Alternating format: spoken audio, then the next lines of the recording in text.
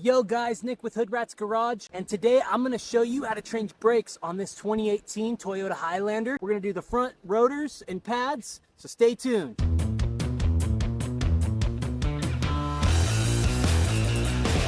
Well, let's pull this thing into the shop and let's get cracking.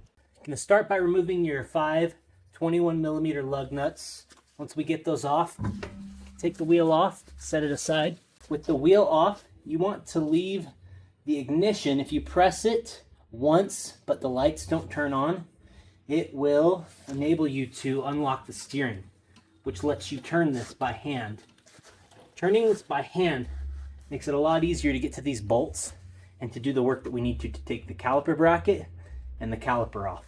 In order to get the caliper off, we need to remove these two 14mm bolts right here.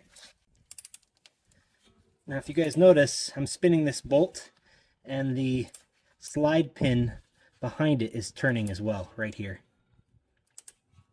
So we need to grab that and keep that from spinning. Okay, this back side to hold this caliper slide pin is a 17mm. You'll hold that, you should be able to bust that loose. Don't take either of the bolts out until you've broken both of them loose, or else they'll tend to want to pivot on you the wrong way.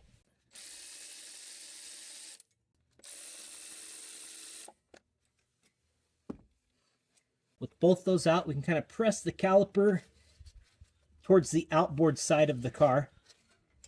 And as you press it in, it will compress the pistons in the caliper slightly so that you can remove it a little bit easier.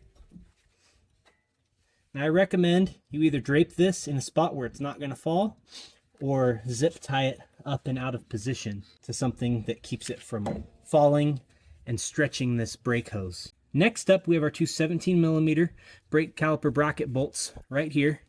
We need to remove both of those in order to take the bracket off.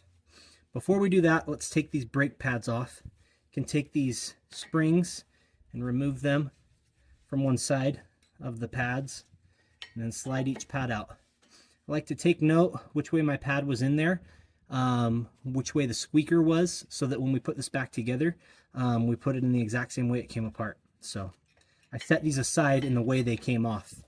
These caliper bracket bolts are usually held in with Loctite and sometimes torqued between 80 to 180 foot-pounds. So an electric impact would be your best friend with this, or a long ratchet with a cheater pipe will help give you the leverage to get this out.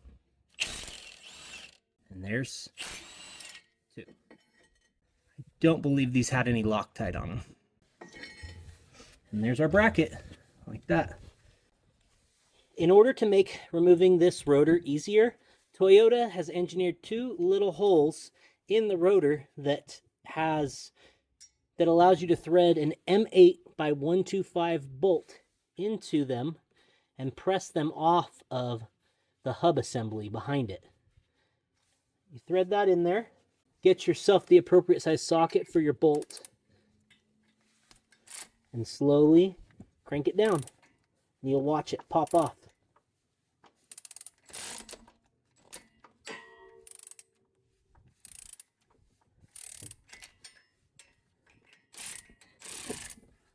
Just like that.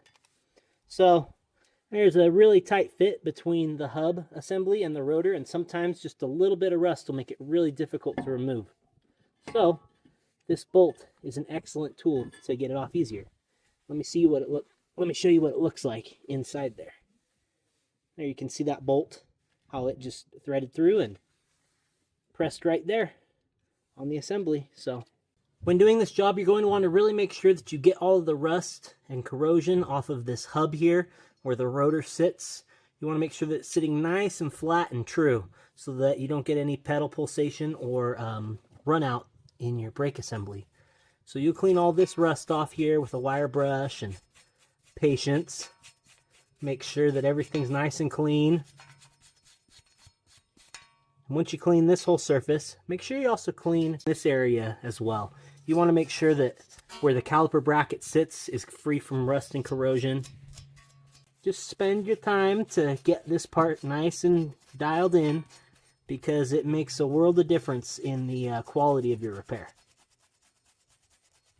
Additionally, you want to remove these caliper bracket slides, and you want to clean inside here any rust and corrosion that might have accumulated. And you're going to remove the caliper slide pins like so, and you're going to clean these out and re-grease these to ensure that these slide pins slide as they should. If you remove these and you see any uneven wear on them, you need to replace them. Or if when you have them in here, they have a lot of play laterally, side to side, that is a sign that they are worn out and need to be replaced as well. Both of these are in good shape. They will both get a light coat of grease on them and they'll be good to go. Once you've cleaned that up and you've cleaned this surface, you want to spray everything down with a good helping of brake cleaner. One of the first steps I like to do when putting this back together is to install the rotor backwards. That's because we are going to spray this rotor with the brake clean to remove any protective coating that's on it that could impregnate and ruin the new brake pads we're going to put on.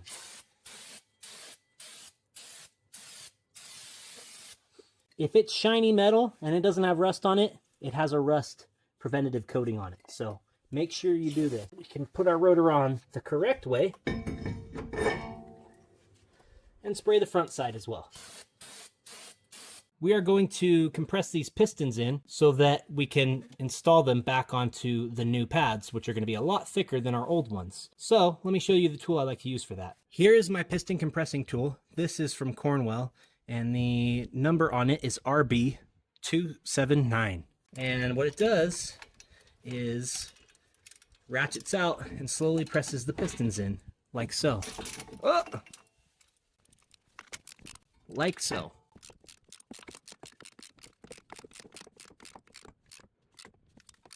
And one cool thing to note, it totally looks like a TIE fighter.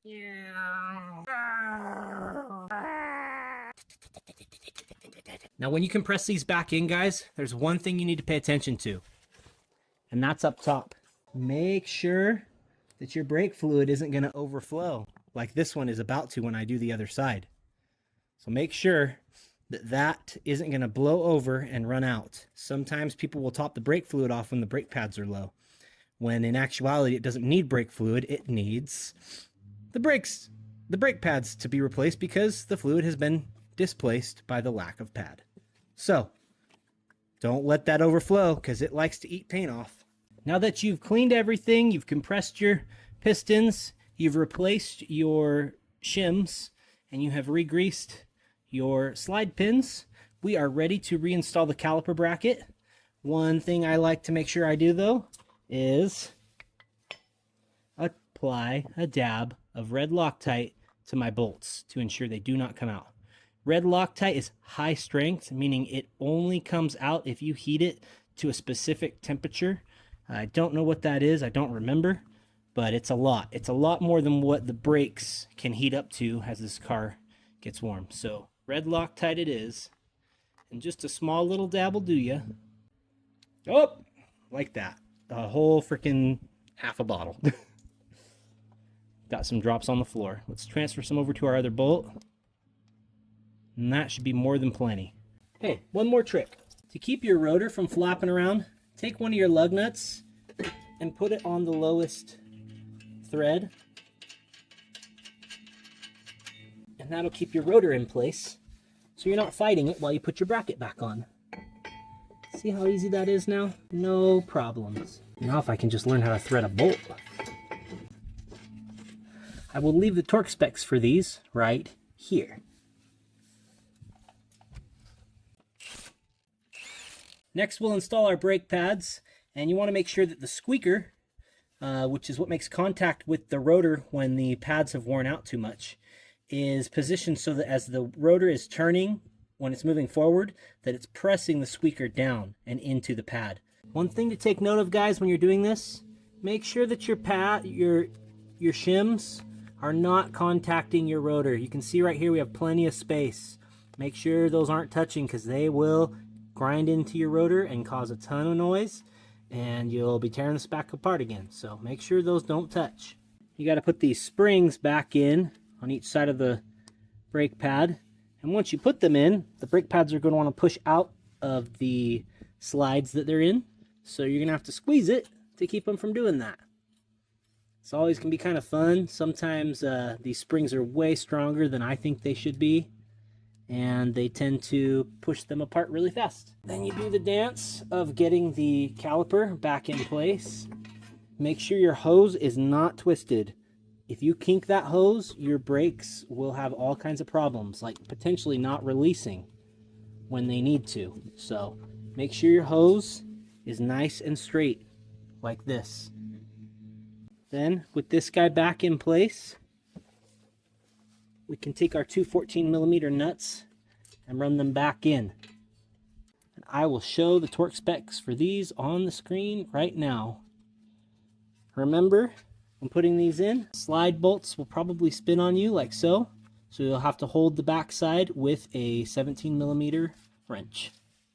Once everything is all back together, we can make sure that everything is tight, everything's routed where it's supposed to be. Give the rotor a quick spin. Make sure you don't hear any grinding. If you do hear grinding, you've got to go in and check it out and see where that's coming from. You're going to want to make sure that when you go to actually drive this thing, to press your brake pedal a bunch until you feel that pedal stiffen up, because this caliper is not touching the pads. You have a lot of space in there. And if you just fire the car up and go and try to drive it, you're going to have 4 to 5 pumps before you even get brakes. And that can be a problem when you need to stop. Okay, people, please don't forget to torque your lug nuts. I'm not going to say what the torque spec is exactly. What I found is that it's between 78 and about 85 foot-pounds. But please don't forget to do that. And also, don't use an impact gun and just jam them on as hard as you can. That can cause issues with warping the rotor, putting too much stress in one spot and not enough in another. Use a torque wrench. Use a good torque wrench that you trust. Once you get that done, let's make sure to check our brake fluid one last time. With my siphon, I had to remove a decent bit of fluid from here to keep it from being almost all the way to the top and overflowing. So somebody at one point in time topped this brake fluid off when the pads were low. After that, it's just a quick test drive. Make sure you don't have any weird noises, nothing weird going on, and you're good to go. You have just changed the brakes on your 2018 Toyota Highlander. Good for you, man. Or whoa, man.